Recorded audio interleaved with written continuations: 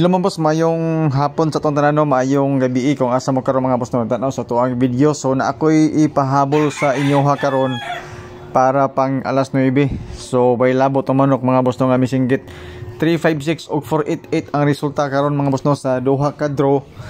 Dayon nga slide ang ato mga number ani mga boss no kung nakakita mo sa atong hold draw na tay 533. Yan po. So slide kita sa kwan resulta sa first draw kanina.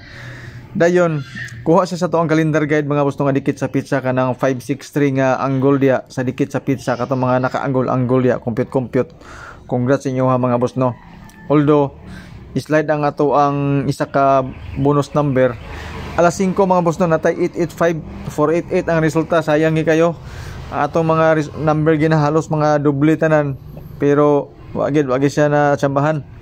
So sa 488 mga boss no natay guide nga 47. So sa 47 na ako'y isa ka combination nga ihatag ani sa inyo ha. Depende sa inyo ha kung inyo ha respetaran or kung hotdo niyo ang 47. So ana nga number mga boss no or guide or pairings bet na ko ani mga boss no or best number na ko nga isa ka combination para ani. Walay lain mga boss kundi ang 476. Kana siya basing ganahan mo ana testingilan na ninyo mga boss no sa 47 kung ganahan mo ana. Okay? So ang pahabol nako nga duha ka combination mga boss no para pang alas 9. 486 target rumble. Distingilan na ninyo mga boss no. Okay? At least natay rumble para sa popo ginato if ever magawas na siyang combination og ang 482. Yan po, so target rumble. Dayon natay pang dipinsa mga boss no nga eskalera para sa alas 9 na to.